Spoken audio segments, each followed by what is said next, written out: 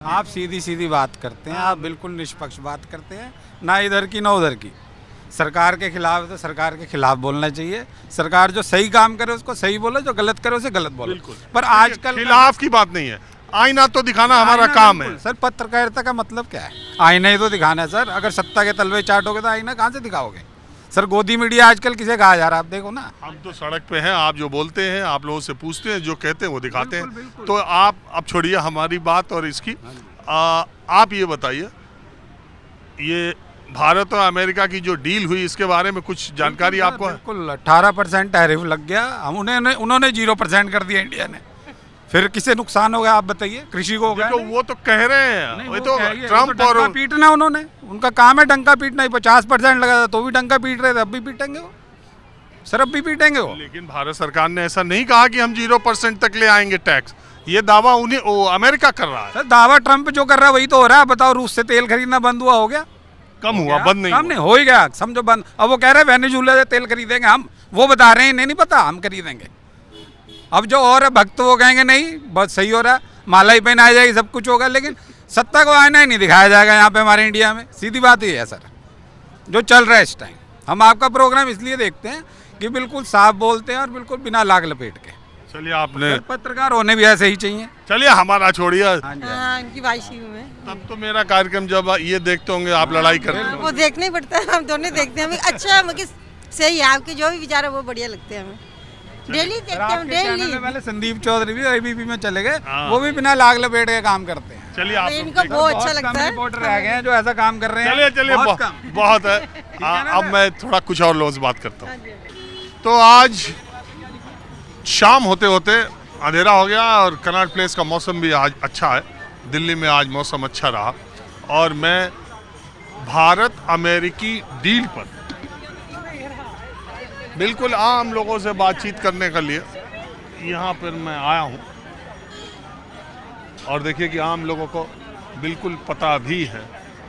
तो आपका नाम क्या है? विवेक कुमार। हाँ? विवेक कुमार। विवेक कुमार।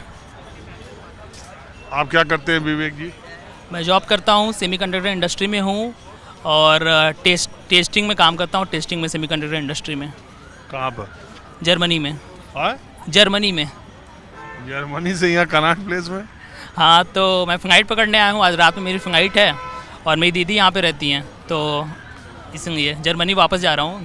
घर आया था छुट्टी में, 1 महीने की छुट्टी लेके। कितना दिन आप जर्मनी में कितने दिन पे आते हैं इंडिया?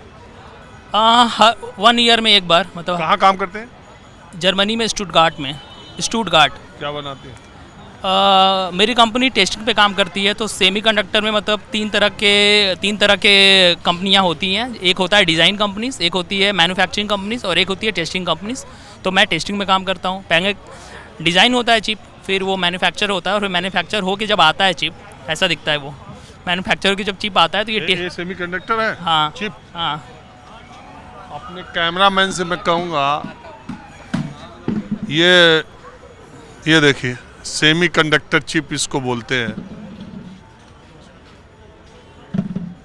ये तो बड़ा छोटा है भाई, सेमीकंडक्टर का हल्ला बहुत ज़्यादा। अभी भारत ने बजट जो पेश किया उसमें बोला सेमीकंडक्टर के प्रोडक्शन में बहुत ज़्यादा जो, इसमें क्या है? ये सेमीकंडक्टर से होता क्या जा, हमारे दर्शकों को बताइए आप।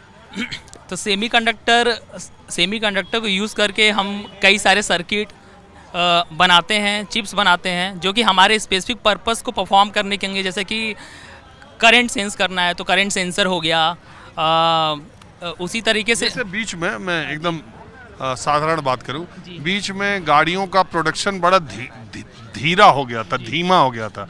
गाड़ियां देश में कम बनने लगी थी। तो उस समय क्या हुआ कि एक चर्चा चली कि सेमीकंडक्टर की वजह से गाड़ियों का, तो इस सेमीकंडक्टर गाड़ियों में इसका क्या यूज़ है? हम सुनता हूँ सैटेलाइट में भी यूज़ है। जी। तो पहले क्या करते थे, गाड़ियों में जो भी सारे फीचर होते थे मैनुअल होते थे। अब आप देखे होंगे कि automated car, semi automated car आने लगी। तो क्या करते हैं, जैसे जो इंजन जो घुमाते थे, जो घूमता था, तो उसको पहले मैनुअली कंट्रोल करते थे, जो उसके रोटेशंस होते थे।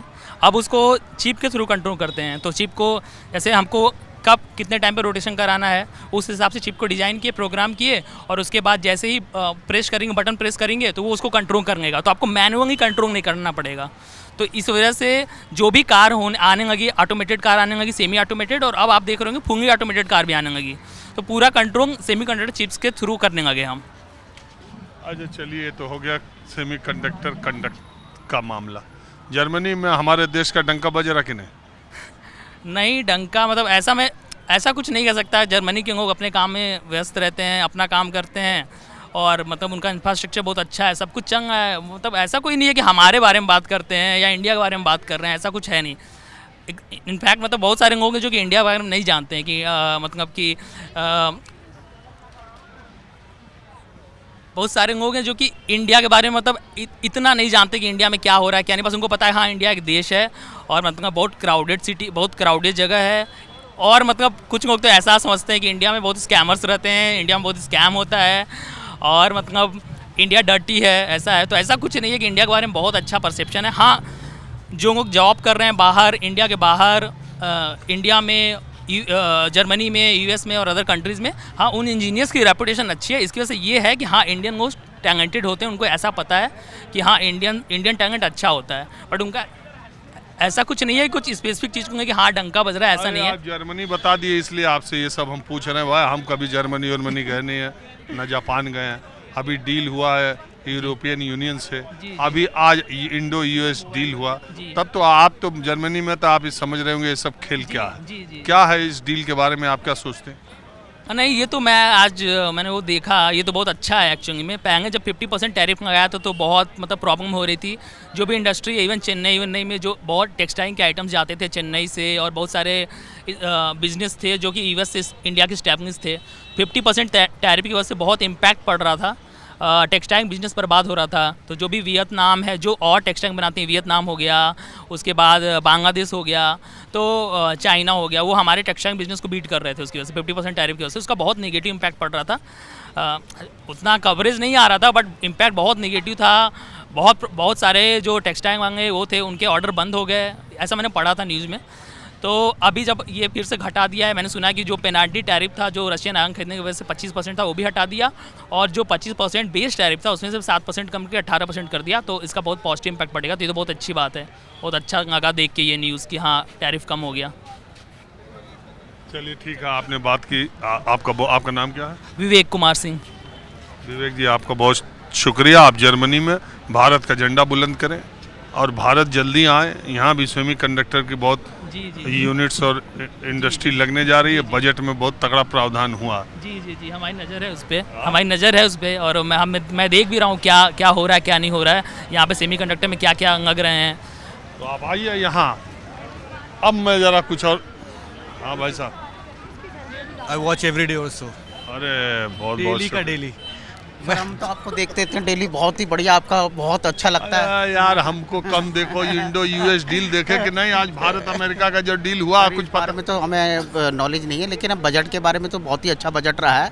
सेंट्रल गवर्नमेंट में अच्छा बजट पेश किया निर्मला सीतारमण ने सभी वर्गों के लिए।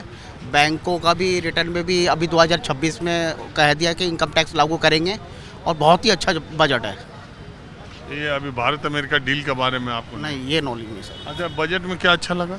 बजट में यही लगा कि सभी वर्गों को लिखकर बजट पेश किया गया है। क्या है उसमें? सभी वर्गों कौन सी? हाँ जी, सभी वर्गों को क्या मिला? क्या उसमें ये है कि इनकम टैक्स में भी अभी कुछ वो जो पिछले साल का वही लागू है अभी, और अप्रैल 26 में इनकम टैक्स लागू किया जाएगा। और रेलवे में वंदे मातरम ट्रेनों का भी वो ऐलान किया गया, चलाई जाएंगी। तो ये सब कुछ है। वंदे मातरम? हाँ, वंदे भारत ट्रेन।